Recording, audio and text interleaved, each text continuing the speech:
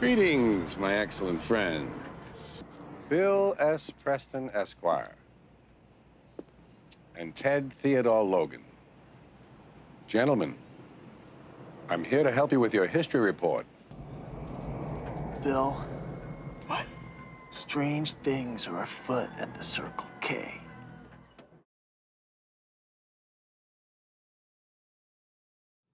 Thomas Stearns Eliot was born in St. Louis, Missouri on September 26, 1888. That was around the time that the American frontier ended and 5 years after the transcontinental railroads were built. Missouri was on the edge of the settled Western territories at that time. During Tom's childhood, St. Louis had become a leading city for manufacturing. T.S. Eliot came from a very large family and was the youngest of 6 children. His father, Henry Ware Eliot, was a wealthy, successful businessman and president of the hydraulic press brick factory. His mother, Charlotte Champay Stearns, used to teach before she got married, and she submitted poems to be published in the newspaper periodically. Eliot was the youngest of 7 children. He had 1 brother and 5 sisters. As a child, he had a good relationship with his maid, Anne Dunn. Each summer, his family would travel to England, and they finally had a house built at Eastern Point in Gloucester. As a child, T.S. loved digging for clams and became an accomplished sailor. His memories of New England would become an inspiration for one of his 4 quartets. In 1898, he enrolled in Smith Academy in St. Louis. He studied Greek, Latin, French, and ancient history. His double herniated stomach did not allow him to participate in sports, so he would invest his time reading and writing. He developed a magazine for the Academy called The Fireside, where he published works of fiction, gossip, theater, and jokes. At Smith Academy, he began to learn about poets like Milton Browning and Henry King. He was able to recreate their writing styles and published his own poems in The Fireside. In 1904, he visited the St. Louis World Fair and was so impressed with the town's native villages that he wrote short stories for the Smith Academy Record, which got him more interested in becoming a writer.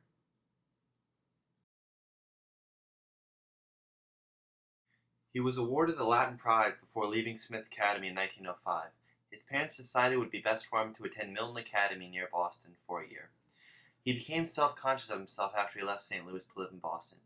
He adopted his accent in order to fit in with the other people in Boston. In 1906, he was accepted to Harvard University and decided he would graduate in 3 years to work on his English master's degree, the 4th. While at Harvard, he began to write a poem called Portrait of a Lady, which showed the contradiction of social occasions like drinking tea and good manners. During his postgraduate years, Eliot was taught by Irving Babbitt, who got him interested in Sanskrit and Buddhism. In 1908, Eliot's life was changed when he discovered a book in the Harvard Union Library called The Symbolist Movement in Literature by Arthur Simon. He was inspired by James Laforgue's combination of ironic elegance and psychological meaning. It gave his literary efforts a voice. He wrote for The Advocate, where he met Conrad Aiken, who would later introduce him to many major poets. Unfortunately, he was not able to graduate in 1910 because there was an outbreak of scarlet fever, so he decided to take his postgraduate year in Paris.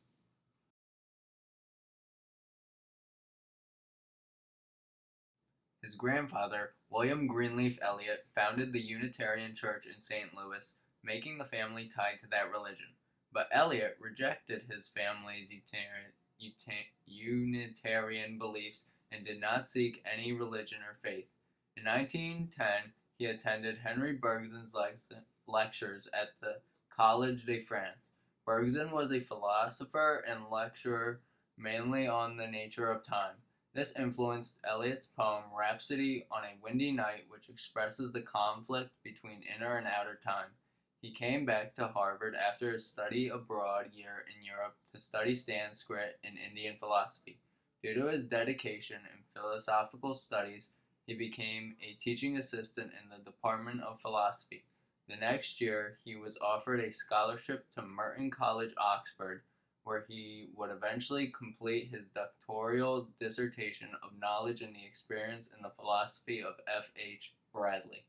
Though he never did return to Harvard to take his viva voce or oral exam. When Eliot moved to London, his friend Conrad Aiken introduced him to many literary figures. He met Ezra Pound, another American poet who worked in England. Pound had already published several volumes and had many contacts with T.S. Eliot could meet with. Ezra Pound acquainted him with Wyndham Lewis, who edited a newspaper called The Blast. Lewis allowed Eliot to publish several of his poems, including Preludes and Rhapsody on a Windy Night. While living in Oxford, a friend introduced him to a young middle-class English dancer named Vivian High Wood. He decided to marry her in 1915 and began looking for ways to earn a living. First, he was a school teacher at Highgate Junior School, but quickly opted to work at the Lloyds Bank in the City of London, where he evaluated continental documents because he was fluent in many languages. Before he married his wife, he published the love song of J. Alfred Prufrock, which he dedicated to his friend Jean Verdunel, who died in the Battle of the Dardanelles. In this poem, he tries to show that on the inside we are all confused people, even though we follow routine and ordered lives. Eliot did not enjoy his first marriage. He was always doing work, but was never able to make as much money as he wanted. He and his wife were constantly ill, so they did not enjoy their marriage as much as they had hoped. Although he was always ill, he tried his best to maintain his appearance so nobody would know. Vivian had a history of emotional and physical problems, including tuberculosis, mood swings, and frequent headaches. Around the time of his marriage, World War I started. The war and the situation with his wife created a difficult environment to work in. He took a one-year recess from writing, so that he could not stress about the situations in his life. Eliot's father died in 1919, and once again, Eliot felt guilty because he was never able to mend the bad feelings he created for his parents from his marriage and immigration to London. His wife's mental health got worse, and the doctor's bills kept piling up, and the financial strain caused him to have a nervous collapse. His friend, Mrs. Morrill, recommended that he go to a sanitarium in Switzerland for 3 months where he could recover. Miraculously, he was able to get past his writer's block and complete The Wasteland, which he had been working on already for 2 years. The Wasteland by T.S. Eliot. This poem's 5 times in length, but we're only analyzing the first section called The Burial of the Dead. April is the cruelest month. Breeding. Lilacs out of the dead land. Mixing. Memory and desire. Stirring. Dull roots with spring rain. Winter kept us warm. Covering. Earth in forgetful snow. Feeding a little life with dry tubers. Summer surprised us, coming over the Starnbergersee with a shower of rain. We stopped in the colonnade and went on in sunlight, into the Hofgarten, and drank coffee and talked for an hour. Bin gar kein Russen, stam aus Latuen ek Deutsch. And when we were children, staying at the Archduke's, my cousin's, he took me out on a sled, and I was frightened. He said, Mary, Mary, hold on tight. And down we went. In the mountains, there you feel free. I read much of the night and go south into the winter. So the first 6 lines of this poem talk about the narrator's hope for the vegetation to come in spring, and it's also a mourning for life. Life is a set of choices, and you have to take risk or else you'll be dead. Also, the end of the first 3 lines all describe parts of April: breeding, mixing, and stirring. But before you describe it, there is a slight pause in between. The narrator is confronted by the necessity to respond to the pressures of life, and he has to grow or else he'll decay. And Mary's voice shifts when the German line is read, and she recalls her childhood going down the sled when she had to be brave, but now she lives a very calm life where she just relaxes and reads through the winter time. What are the roots that clutch? What branches grow out of this stony rubbish? Son of man, you cannot say, or guess, For for you know only a heap of broken images where the sun beats, and the dead tree gives no shelter, the cricket no relief, and the dry stone no sound of water. Only there is shadow under this red rock. Come in under the shadow of this red rock, and I will show you something different from either your shadow at morning, striding behind you, or your shadow at evening rising to meet you. I will show you fear in a handful of dust. First weg der Wind, der heimet zu, mein irisch kind, wo will es do. In the part where Eliot writes, "What are the roots that clutch? What branches grow?" It's a phrase from a poem that Eliot wrote earlier but was never published called "The Death of Saint Narcissus," which is a literary allusion. And in the part where it says, "You cannot say or guess, for you know only," that's a biblical allusion where God called on Ezekiel to take word to the Israelites, but told Ezekiel that they would not listen to his warning and that the city would turn to waste, which is convenient for this poem because it's entitled "The Wasteland," which is pretty much about destruction and just the horrors of the war. You gave me hyacinths first a year ago. They called me the hyacinth girl. Yet, when we came back, late, from the hyacinth garden, your arms full and your hair wet, I could not speak, and my eyes failed. I was neither living nor dead, and I knew nothing.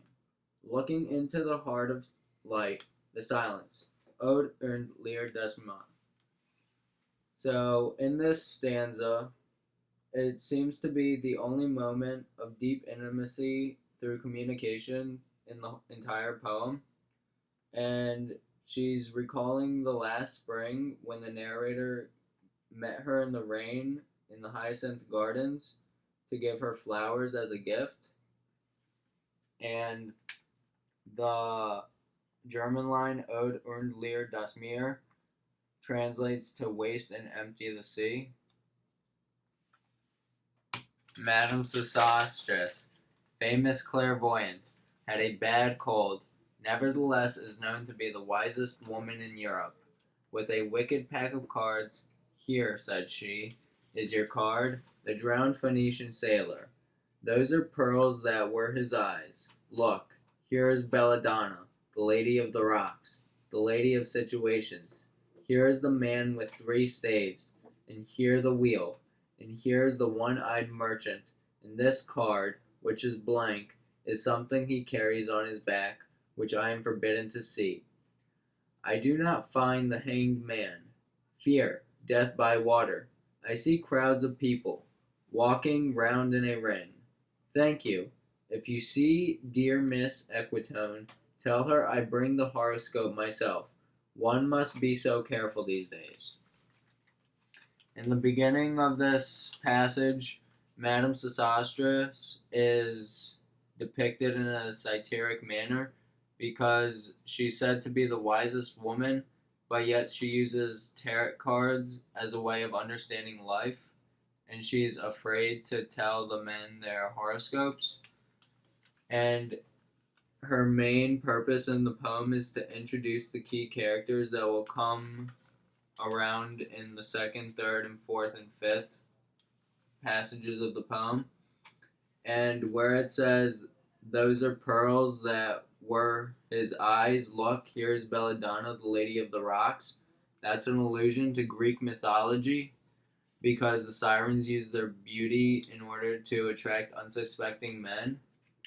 And because Madame Sosostris is a fraud, and we know this because she says, "Here is the one-eyed merchant, and this card, which is blank, he carries something on his back, which I am forbidden to see." And she ends up at the end of the stanza saying, "One must be so careful these days," because she doesn't want to tell anyone the wrong horoscope that will make them mad at her, because she wants to stay on the same level in this wasteland.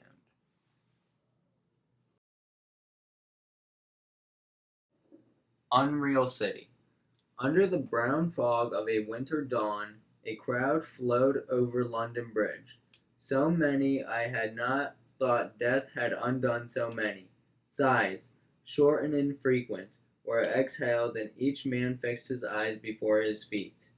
Flowed up the hill and down King William Street, to where St. Mary Woolnoth kept the hours with a dead sound on the final stroke of 9.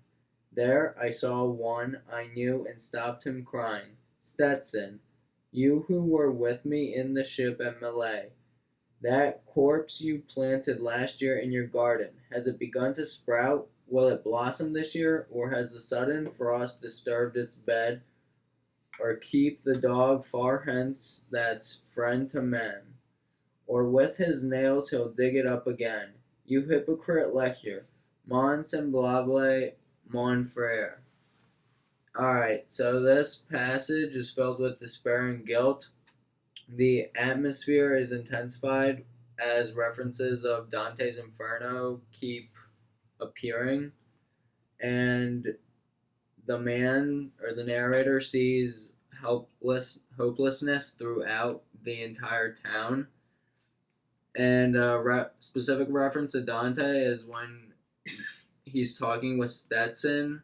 It's similar to when Dante's meeting with all the sinners. And when the narrator is talking with the man, he says, "That corpse you planted last year in your garden, has it began to sprout?" The narrator recalls the act with intense fear, and he asks if something will grow, but already had anxiety earlier in the poem from when flowers were just blooming. And the last line says in French, "You hypocrite lecturer, mon semblable mon frere," which implies that not only people in London are trapped in this hell, but so is everybody throughout the world. And the narrator fears the shift of the social condition. This poem was written in free verse, and because it has no rhyme scheme anywhere. And the wasteland overall represents the 4 elements of Earth, or of the planet Earth: fire, water, and wind. And it was written in a very loose iambic pentameter. And that's about it for the wasteland. Did you order the code red? You don't have to answer that question. I'll answer the question. You want answers? I think I'm entitled. You want answers? I want the truth! You can't handle the truth! While working at Faber and Faber, he began searching for religion's guidance in the Anglican Church. The church inspired him to write a sequel to The Wasteland known as The Hollow Men. In June 1927, he was baptized in the Church of England and became an official British citizen. After he was baptized, all of the poems he published for Faber and Faber were exclusively about religious situations, such as Ash Wednesday and The Journey of the Magi. Because of his Anglican beliefs, he was not allowed to divorce his wife, but he distanced himself from her until she was finally taken away to the Northumberland House, which is a mental hospital in London. In the last half of his career, he wanted to expand his audience, so began writing dramas for church pageants, which were performed by the London Group Theatre. Bishop Bell instantly fell in love with T.S. Eliot's work, and he commissioned more projects, such as Murder in the Cathedral, which had to do with the Canterbury Cathedral. In 1948, Eliot received a Nobel Prize for Literature during a fellowship stay at the Princeton Institute for Advanced Study. It was awarded due to his outstanding pioneering of modern-day poetry. His wife, Vivian High Wood, died in 1947, so he decided to remarry 10 years later to a woman named Valerie Fletcher. For the last years of his life, he just relaxed with his wife and won a few awards, including the Dante Medal, the Presidential Medal of Freedom, and a Tony in 1950 for Best Play, which was the Broadway production of The Cocktail Party. He died on January 4th, 1965, and his ashes were placed inside the Church of St. Michael's in East Coker, where there lies a commemorative plaque on the wall with words chosen from his poem Four Quartets. They read, "In my beginning is my end. In the end is my beginning."